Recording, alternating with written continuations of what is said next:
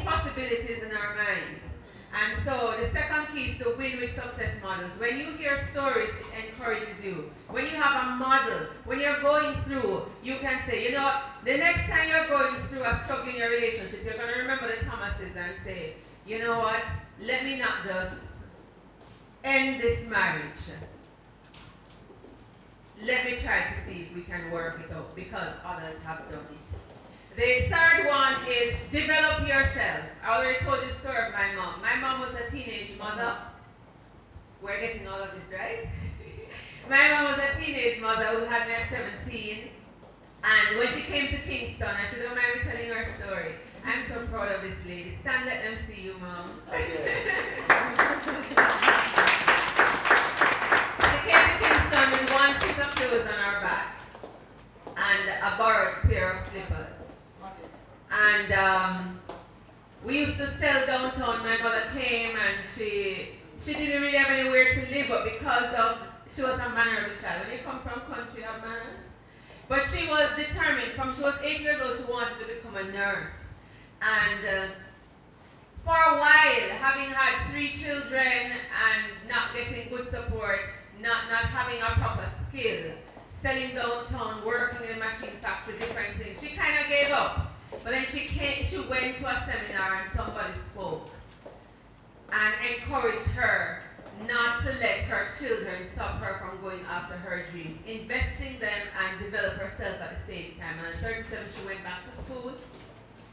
She did maths about 7 times. It's a maths, English about 7 times before she passed it. The math about 5 times before she passed it.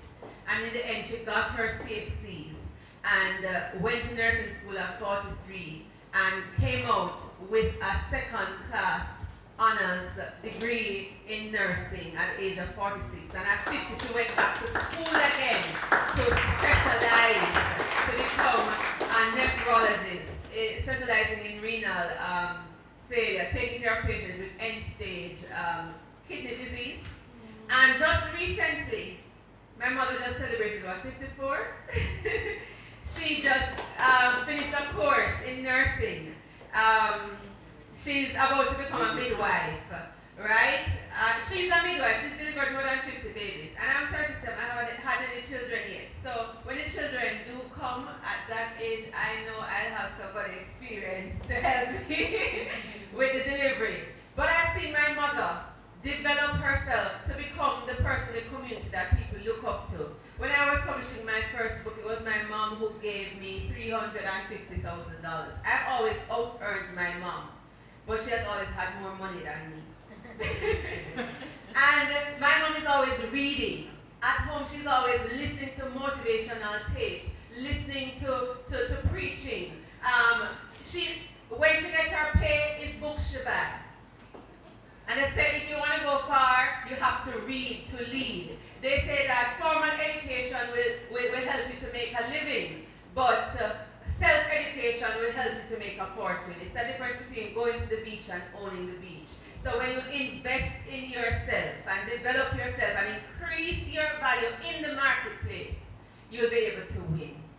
So after 38 years, my mother achieved her dream.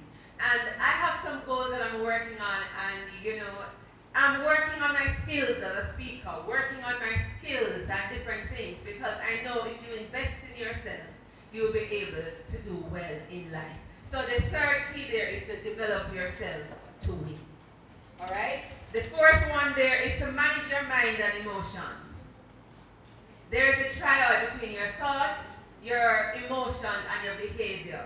The mind is the battlefield. The neuroscientists tell us that we can rewire our brain. That about 80% of the disease to 95% of the diseases are caused by our negative thought patterns. And when we keep thinking negatively and things like that, we are destroying our brain cells, and it's making us sick.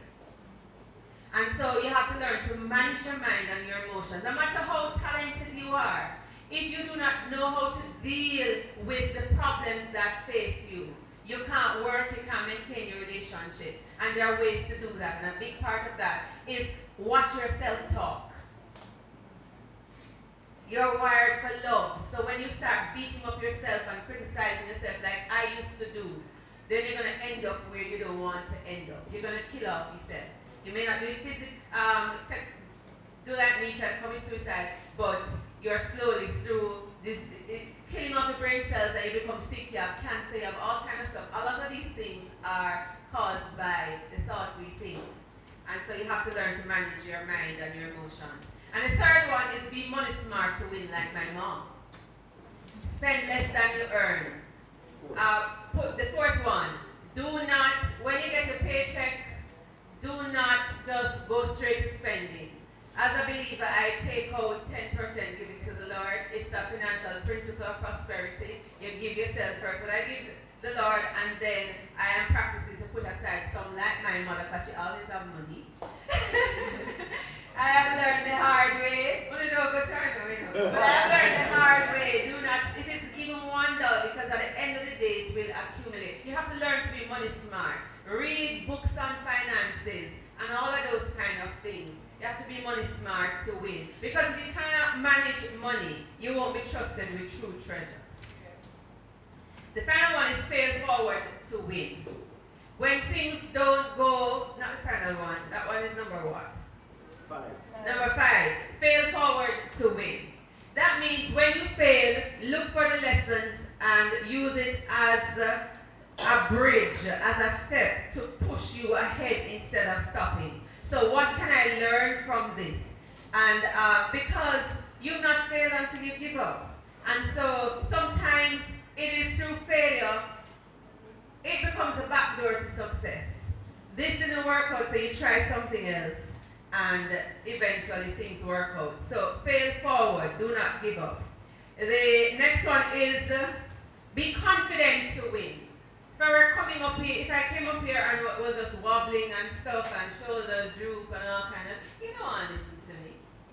You have to improve and increase in the area of confidence. Confidence is just having that, knowing that sense that whatever comes, I can handle it. Even if you don't know now, you're going to learn what it takes to do it.